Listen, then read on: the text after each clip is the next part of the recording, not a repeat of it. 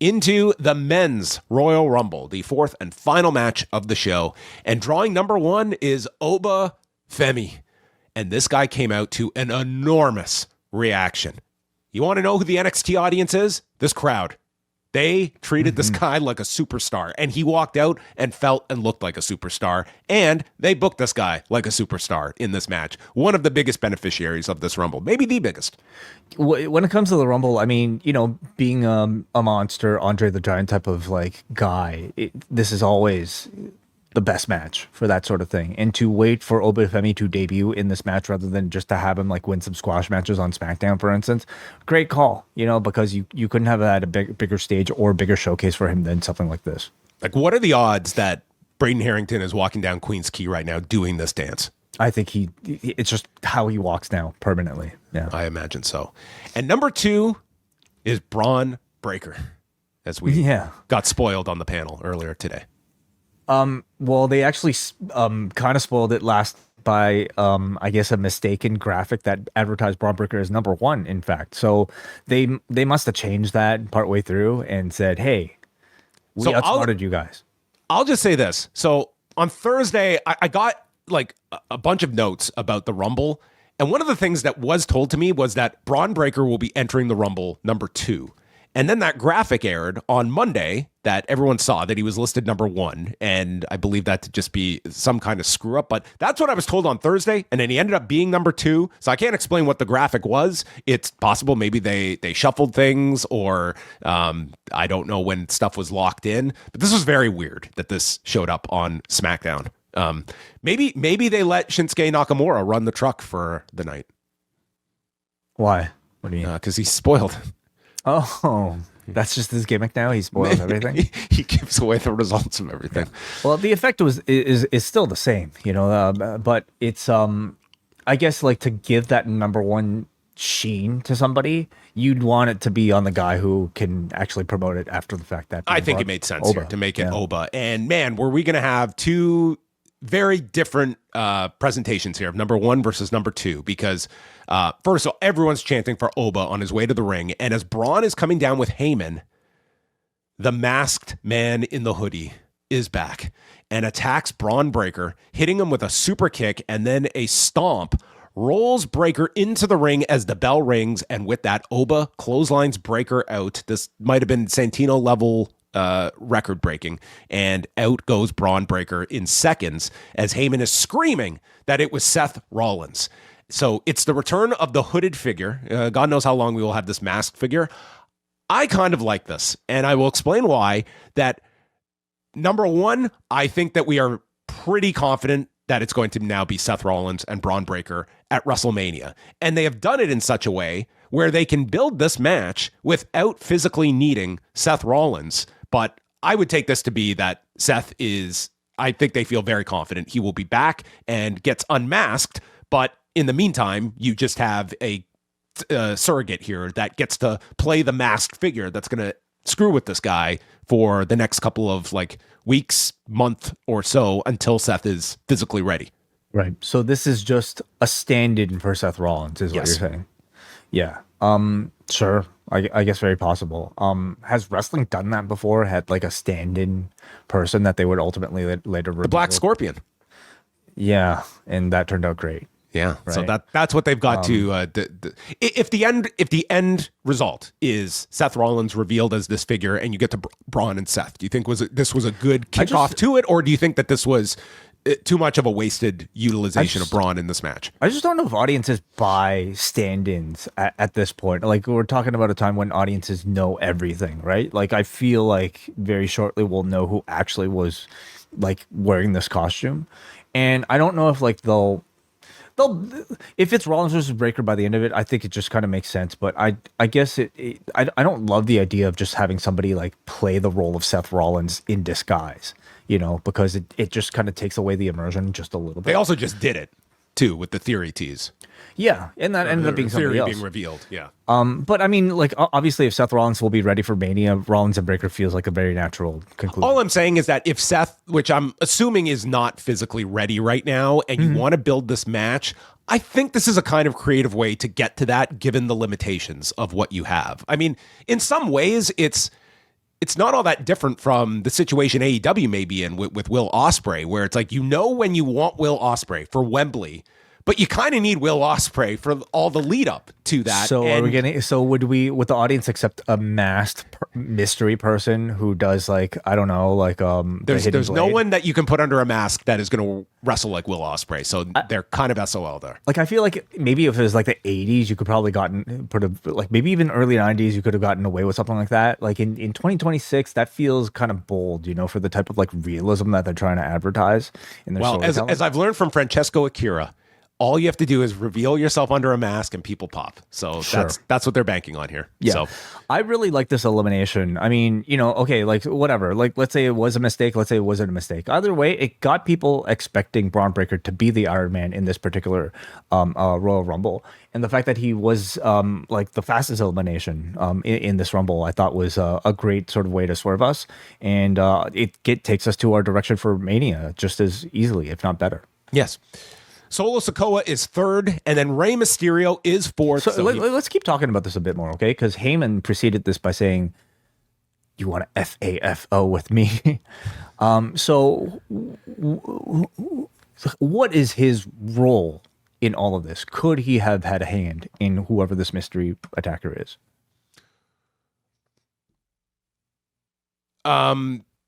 That he's working against Braun Breaker? Yeah, and I don't know how that would make sense at all, but I don't think that's going. I think that there is going to be something with Heyman and Pierce because I think Braun's going to be his guy. I don't think it makes any sense. Seth is coming back as a babyface, and he should be at odds with Heyman after the way he was ousted from the group. So I don't see Heyman working with this hooded figure, but there is the overlying angle with Pierce and the mystery caller as well.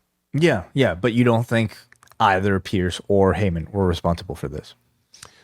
I think they're going to make it that this is somebody that Pierce is going to turn a blind eye to or something. They're going to try to pin this on Pierce, who is going to have some deniability, but this guy is acting with the approval of Adam Pierce. Pierce is fine. Pierce's hands are cuffed right now, and this is going to be the guy that's going to be the vigilante against the Vision and Braun Breaker. Yeah, we'll see. That's probably where this whole tangled mess is going. So Rey Mysterio is out. Giant pop for Rey as he comes out. And they, this poor guy, they just age him by Cole talking about his legendary performance 20 years ago in the Royal Rumble. Yeah, had an injury scare on Monday, but seems okay right now. He was okay. Rusev is fifth. Yeah, boy. No reaction for him. Really showing how far his stock has fallen. And I mean, even after this, what happened to this guy? Well, he's been gone for a while too. This was kind of his unofficial return. And so he gets into it with Oba Femi, gets hit with a 619, and then Oba just cleans house. He just sends Rusev out like a bad habit. Then he clotheslines Solo Sikoa out, totally nothing elimination for Sikoa here. And then there's a 619 to Oba. He no-sells it, grabs Rey by the throat, and he just forearms him out. So Oba has just cleaned out the whole ring. Who's going to stop this man? The answer is not Matt Cardona, who comes out sixth and gets hit with a fall from grace. He's thrown out for the fifth elimination.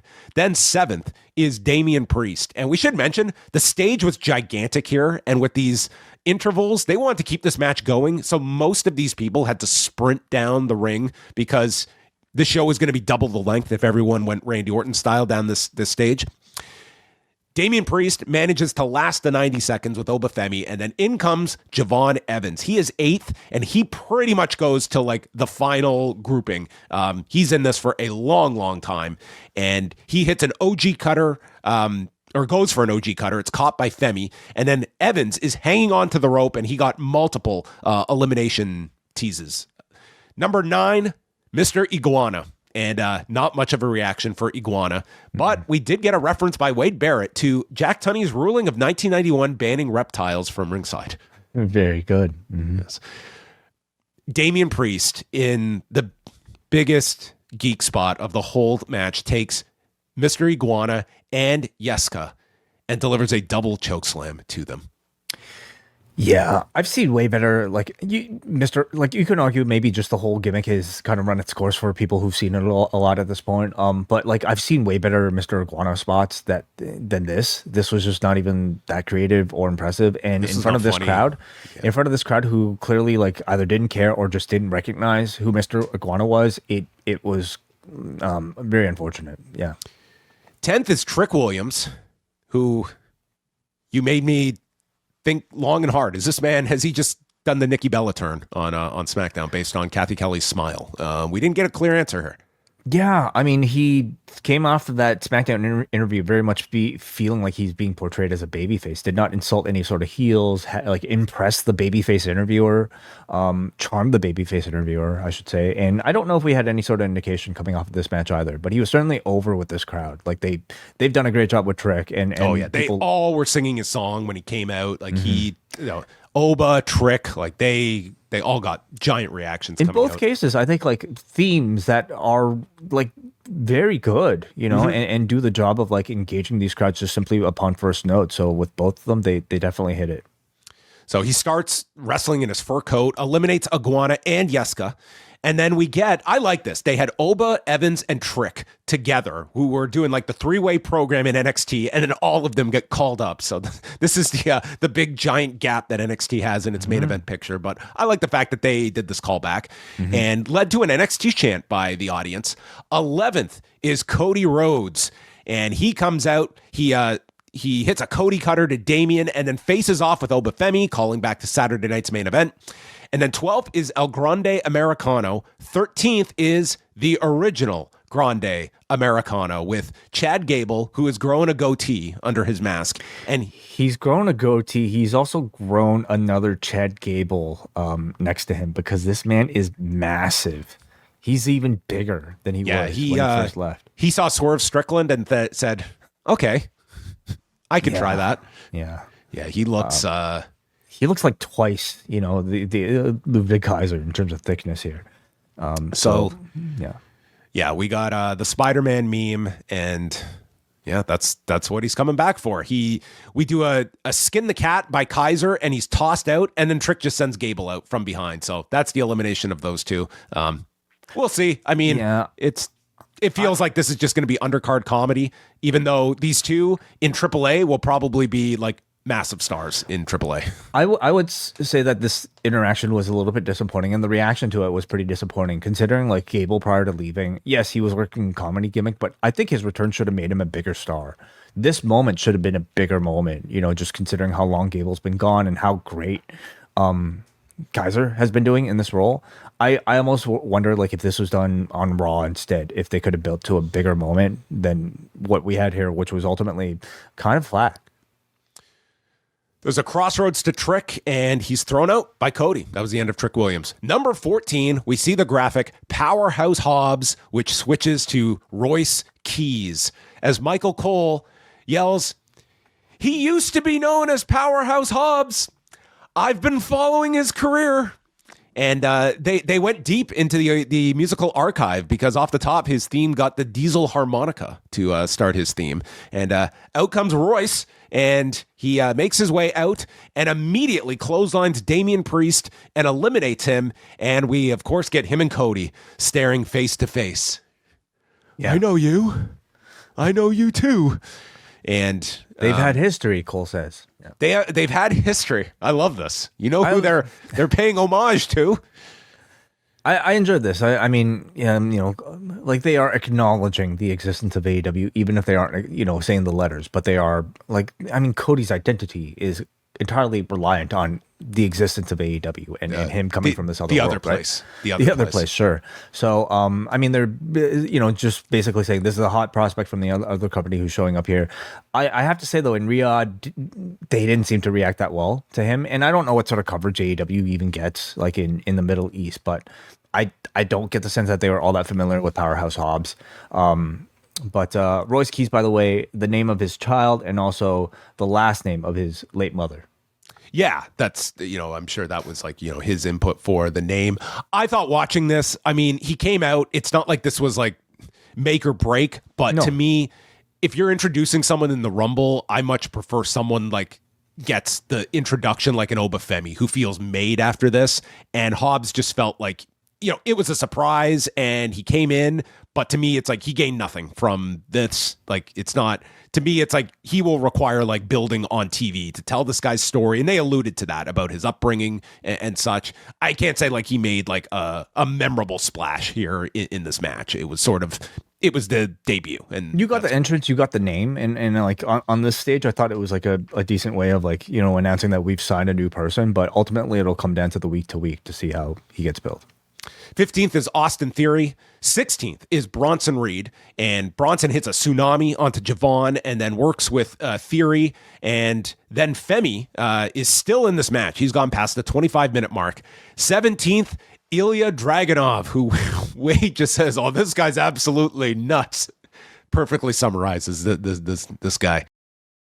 February on the Post Wrestling Cafe, we continue our review of Season 2 of WWE Unreal, including a big look at Seth Rollins' fake injury, which culminated in his appearance at SummerSlam. We're going to be looking back at Shinya Hashimoto with a special career retrospective on Rewind Away, plus a review of Extreme Rules 2011, as John Cena announces to the WWE audience that Osama bin Laden has been compromised to a permanent end. We'll also take a look at New Beginning in Osaka, TNA No Surrender, and new members can take advantage of a 7-day free trial. Go to postwrestlingcafe.com and jump on board in February. 18th, crickets for La Parka, who comes out. And you know what? If you were to tell me, hey, we're going to pick 2 AAA guys who are going to get reactions, I would have thought Mr. Iguana. I mean, he was the person we threw out. And like La Parka, you don't think about, but this is a really well-known character. This is not the guy playing it that everyone necessarily equates to the character. But you would think just on the history that, yeah, okay, this could work, but it didn't. This was just, no. Like, Iguana and La Parka just meant nothing to this audience. And it was somewhat, it was interesting to observe that fact that these AAA characters really did not resonate. Yeah, if Iguana didn't get that reaction, I don't think La Parka would have stood a chance. Who's much lower in profile, at least as a crossover star at this point. Talented as hell, and I think like it shows you that these are the 2 like homegrown AAA guys that we want to continue to foster and showcase. But in this match, it was probably a poor choice to put him in. 19th is Dragon Lee, and then 20th is Logan Paul. So we have all of the Vision minus Braun Breaker as they would work together here. And Bronson Reed would eliminate Royce Keys with a clothesline. So brief period that he's in, but did get the elimination of Damian Priest. Lee drop kicks La Parka off the shoulders of Reed. So that's La Parka's night for you. And then Reed press slams Dragon Lee out to the floor, and he's gone, and the Vision gang up on Cody Rhodes. 21st is LA Knight, who got a huge reaction coming back after the tsunami on the car by Bronson Reed, so his targets were the Vision. I thought they booked LA Knight like a big deal in this match. Like, he was involved with the big guys. He was with Cody to eliminate Brock Lesnar. Like, I feel LA Knight's coming out of this show with something of significance, that it felt like I thought he was handled fairly well in this return without winning the Rumble. I think he needed it coming off of like the last time we saw him, which was on Unreal, getting laid out by Triple H and Gorilla for screwing up his spot. Yeah, he was given a timeout in the corner. I mean, I'm sure there were some that might have thought like he would have had a chance of even winning this Rumble, being given a similar Jey Uso push. That feels very unlikely at this point. Like, it doesn't feel like he's at all in the top mix heading into WrestleMania. Can he build enough momentum like to maybe get there beyond WrestleMania season? I mean, this guy, like, we know Cody's not facing Lesnar at Mania, and LA Knight like got the elimination on Lesnar. Like, to me, like that's a big spot for the match of like who was going to eliminate Lesnar. Well, it was Cody and Knight that worked together. Yeah, but we're not getting Cody and Lesnar. Like, that is not going to be the focus. So I guess I just didn't sense that it was a personal one-to-one elimination. If they wanted to build Knight versus Lesnar, then they should have just had Knight do it. They could have, but I mean, like, there are certain people that they're going to put thinking into who is eliminating who, and Brock would be one of those guys. So I do feel that was a meaningful spot that they did attach LA Knight to, but time will tell. 22nd is Brock Lesnar, and whatever you want to say, I mean, this place went insane for Brock as he comes out with Paul Heyman, who they tried to allude to like he was giving up on the vision almost. Cody stares down Lesnar, and Lesnar starts delivering Germans. Poor Ilya Dragunov, dude. Lesnar just no-sold this guy's chops and just dumped him over with a lariat, just like yesterday's garbage. It's like, this guy has never seen Ilya Dragunov in his life, doesn't know a thing about this guy. Poor Ilya. Well, one guy's big, one guy's small, and I'm sure that was the direction. That was it. You're small. He hit an F5 to Javon. Crowd's on its feet. And then we get the face-off. Lesnar and Oba Femi. And they tease this multiple times. Each time they're saved by the buzzer. And The Miz comes out 23rd. Kind of does the hurricane spot from 2002 where he comes into the middle of Lesnar and Oba and just backs off. And then Lesnar disposes of Ilya. Everyone's laid out. We go back to Lesnar and Femi. The buzzer goes again. Rey Fenix is out. I mean, he just gets caught by Lesnar and is just tossed away like garbage. Cole asks us, how is it possible that Brock Lesnar gets bigger and bigger each time we see him? How does that happen? A lot of beef, I suppose, maybe. Yes. Yeah. Little do you know, your body actually starts to exponentially develop more testosterone the older you get. That's how it works. Yeah. We're you and I are in for some big spurts once we hit our late 40s. Can we test? Can he do a test to show us? He doesn't do tests. No? Yeah, no, not as a part-time performer. There's an F5 and Rey Fenix gets tossed out. It would be helpful if he landed in that other place from this F5. Oba turns to him and then sends Logan out, and Logan is hanging on to the top rope. Oba turns his back, and Lesnar dumps out Oba Femi. So certainly they gave you a lot of hints here of Lesnar and Oba Femi, and the crowd was really into this. And if this was the Vince McMahon era, this would be the main event for the next 5 years of WrestleMania. Sure, yeah. But I mean, I could see this being more the direction for Brock Lesnar, like for WrestleMania, than maybe any of the other up and comers. What do you think it was a missed opportunity not having Oba eliminate Brock Lesnar? I mean, I think you can get there either way. You could.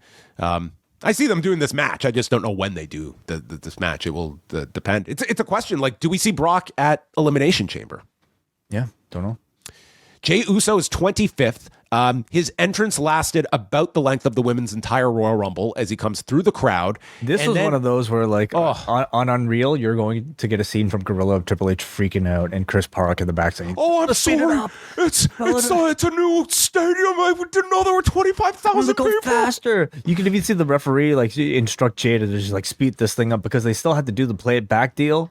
And, fuck! Like, I hate that. I understand the crowd fucking loves it, but I hate the playback deal. Yeah, I hate it. You could just tell the cameras were following Jay afterwards, where he's probably getting screamed. It's not your fault, Chris. You can't. You're not out there. You told him what to do. It's not your fault. I'm so sorry, Mr. Pritchard. Please tell him. Cody and Knight work together. They clothesline Brock out. This is the big elimination of Brock. I thought this was like kind of anticlimactic because Jay's music is still playing. He's doing his entrance. Brock should not be oh, by the way, elimination. And I felt that kind of is how this one came across. Brock's elimination should have been a much bigger deal. Don't worry, this would be another scene in this episode of Unreal where I'm sure Triple H will have a talking to with somebody. They must have missed a time cue or something because, yeah, this is very unlike them to have a Brock Lesnar elimination be so hidden. Unless, like, I mean, I don't know, unless they wanted to understate it.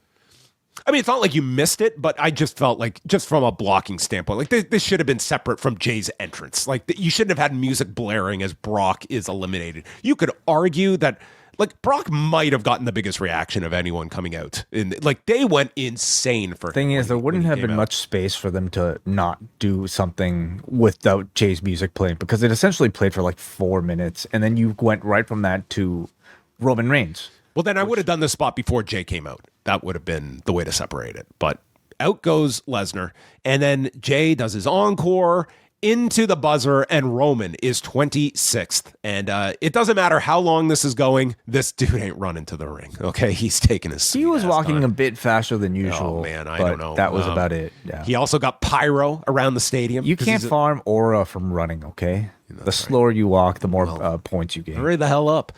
He does a face-off with Jay, and Roman calls for the encore. I was like, please, God, don't do this. And thankfully, it was Reigns just fucking with him as he attacks Jay. And then we get Superman punches.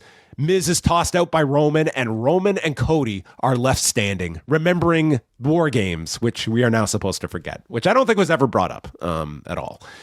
Jacob Fatu comes out 27th, so this diverts Cody's attention, who dives to fight Jacob, and Jacob Fatu hit the most impressive pop-up Samoan drop onto Javon Evans I have ever seen. Javon Evans nearly got sent to Jeddah in this pop-up and comes down into the Samoan drop. I was very impressed with Javon in this match. I thought he got a lot out of it.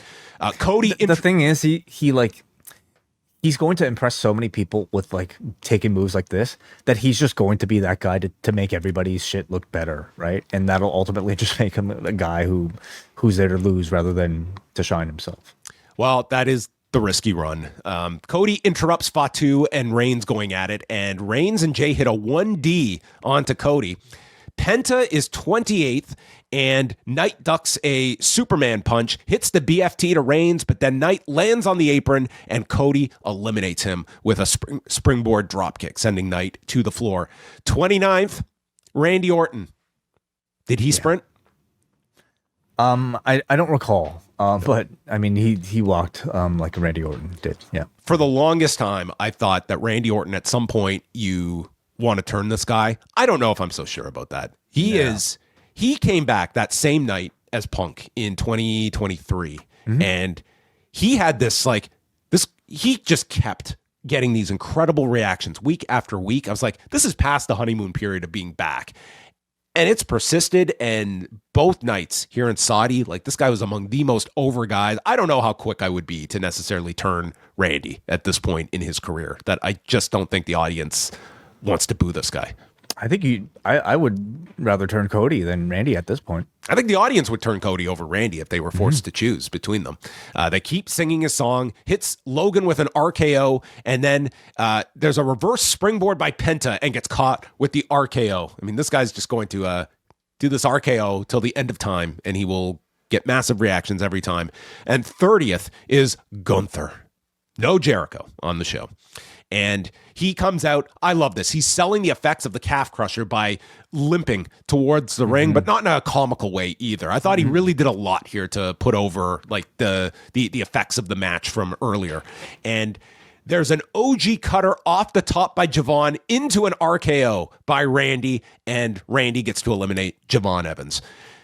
Penta does his headstand in the corner and gets eliminated. This is the closest we got to like a Mil Mascaras elimination of a guy just doing something stupid and gets eliminated as a result. And we do get the mention of the legend killer in the ring with the career killer in Gunther and Randy. Cody and Orton double team, but then there's a Cody cutter that misses the target and hits Randy by mistake. Yeah. Yes. Hate it when that happens. Just the other day, shopping for my groceries. Yeah. Went over the aisle into the produce. Boom. Yeah. 85-year-old woman. I slipped an RKO to an old lady. Yeah. Fatu then sends Cody over, and Cody goes to skin the cat when out of nowhere, Drew McIntyre appears. Claymore to Cody as he's reaching to go over the top and gets eliminated. Either Rumble, this was the best elimination of either match. I thought this was so perfectly timed. It was perfectly shot. I think we're totally getting Drew and Cody. I felt like the way the commentary directed things, I feel Jacob Fatu is going to be, he's going to be some kind of roadblock for either Cody or for Drew at Elimination Chamber. I see this as the match because they made such a focus on Cody can't get another title match. They did this elimination. But anyway, just getting back to my point, I thought this elimination was great. Like it just came out of nowhere and was so well executed. For a Sid Hogan style elimination, yeah, it was well done. Mm-hmm. You hated it, didn't you? I mean, I can't necessarily say it was like such a standout moment for me, but sure, hearing you talk about it, I can appreciate it a bit more. Just bathe in my enthusiasm. Reigns then sends Jacob Fatu out, and Jay spears Roman, goes to throw him out, but Reigns reverses, and Jay gets thrown out. He's not going to repeat. So the final four are Roman Reigns, Randy Orton, Logan Paul, and Gunther. Logan buckles off a buckshot lariat and gets eliminated by Roman. There's an RKO to Roman, and then Gunther throws out Randy Orton. Gunther applies the sleeper and gets back body dropped onto the edge of the apron. He stops a Superman punch, goes back to the sleeper, but Roman breaks free, spears Gunther, and throws him out in 56 minutes and 10 seconds. This one actually went like 11 minutes shorter than the women's version did. And Roman wins his second Royal Rumble. Roman Reigns, yeah. Both betting favorites. Favorite? Yep, both betting favorites win the matches. So, if you went with the favorites, you were not necessarily surprising winners in any in either of the matches. But I did think the men's match was a lot better than the women's. And I came out of this with like a lot of interesting directions or at least directions that you can see. That I think Mania is a lot clearer, and I think it's pretty clear we're getting Roman and Punk at Mania. Yeah, because the alternative would be Drew, which could be a destination, but they're teasing Cody really hard. I don't disagree. I mean, Drew and Roman has, I think, a lot of long-term attachment to it as well from Clash at the Castle. And you've got the story that Cody has to work Cody is not being given a rematch, so it makes all the incentive for him to win Chamber to get there. Yeah, I guess I just don't know if like I personally have that much more interest in seeing another Cody Drew after like seeing it so many times in the lead up to it. At the very least, like I could see the Fatu, inclusion just to maybe freshen things up a little bit. Like to have that be the Mania match after having already seen so many matches plus 3 stages of hell, feels like it's exhausting a little bit more. But it does feel like that's where they're going toward. I guess Jacob Fatu is the question mark. I mean, unless you were to switch things. I don't see them taking the belt off Drew. I think this guy is really hot as champion at this point. I would not be switching the belt before Mania. But Drew Roman still feels fresh to me. And again, like because of the long-term story, like the sort of like crux of this Drew McIntyre heel origin story is the loss to Roman Reigns, right? So for Drew to be obsessed and now want to get that win back from Roman on the biggest stage possible, I think would be like interesting storytelling. Of course, they could also take the belt off of Punk and put it onto somebody else if they wanted to change course. But Punk versus Roman on paper might be like, didn't we say that? Like, isn't that like the biggest, match that they could put on? I think it's pretty clear after this show that Braun is not in that title picture. And I think that clears the way for Punk and Roman to the point. I know they like to really drag this out. I was really curious with the fact that he was flown over, if they were going to end the show with Punk walking out and ending the show with Roman Reigns or something. But that would have spelled things out, and they like to take their time. We've literally got like 11 weeks until Mania, a lot of time to fill. So, pardon the pun, but that ended the show right at 4 hours. Reigns and Femi each had 5 eliminations. That was the most, and then this show ended in the most un-WWE of ways I can recall, because the pyro starts going off. I'm like, okay, kind of standard. And then Linkin Park starts playing. And then we go to the skyline. And I'm not kidding. You got 6 uninterrupted minutes of fireworks and pyro that I just felt with each explosion, I was just seeing like margin decretion, each successive fireworks. This thing went so long. Yeah, I don't know if this is just some sort of weird mandate from the people that put the show on that said like, hey, like we have like $10 million of pyro that we want to explode. This felt like our budget. We have to use this stuff, so we're just going to blow everything up at the end. Like, I'm not anti-pyro or fireworks. I just like, could we have like mixed this in throughout the show or something? Because just felt like we have excess shit to blow up, and we've got 6 minutes of airtime, and we're just going to use that time to give you a fireworks display. Like, this 6 minutes is a long damn time where there's no commentary. We have no like shots in the ring, like hero shots of Roman. It's just the Riyadh skyline.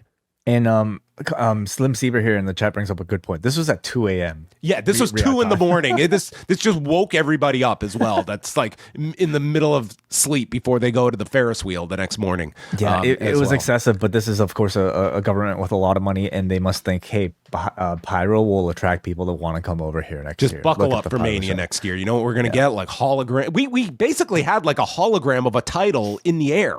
in the sky. Yeah, sure. Some sort of like drone. It looked thing, like I'm it. sure, I don't know yeah. what this was. Anyway, The Rumble match itself, I thought was a good Rumble match overall. I thought the star power was high for most of the match. I overall found it engaging. But I like the women's match finish more than I did this one.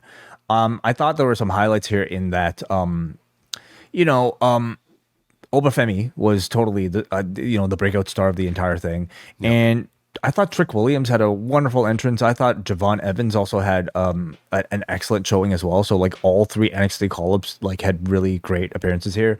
I thought Rusev was probably one of the more poor ones. Plus, I also- thought Ray Phoenix was similar. Like him and Dragon Lee just felt totally disposable in this match. Like I know not everyone is going to get like a lot of shine in these types of matches. You have to pick your ones to focus on. But I thought they all it was sort of just an update of where they are. Because what you see in this match is sort of an unofficial pecking order too of like these 30 and where they go.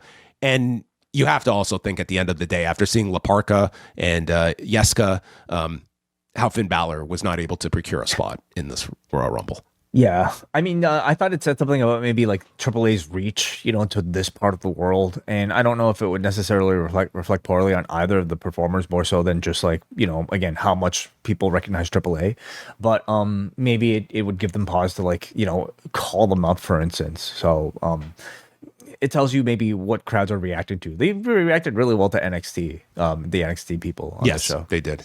I think it's also pretty notable, like going through a bunch of these Rumbles as well, that while he's not averse to it, I think Levesque is a lot less intrigued by the one-off surprises that are just there for the pop for the one night. I think he looks at these spots. Number one, you've got a big roster. I think you want to justify if you're going to give one of those spots away for just a pop.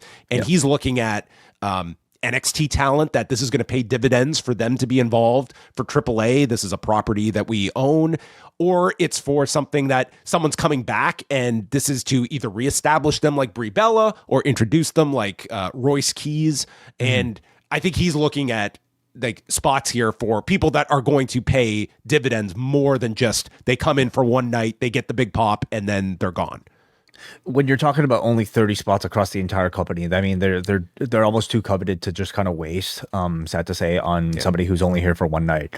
And I don't really disagree. I know a lot of people love the throwbacks and the random cameos, but I think we've gone through a lot of them, and I lean more towards this philosophy. No more Drew Carey. Unfortunately, Drew Carey not available anymore, but a Hall of Famer nonetheless.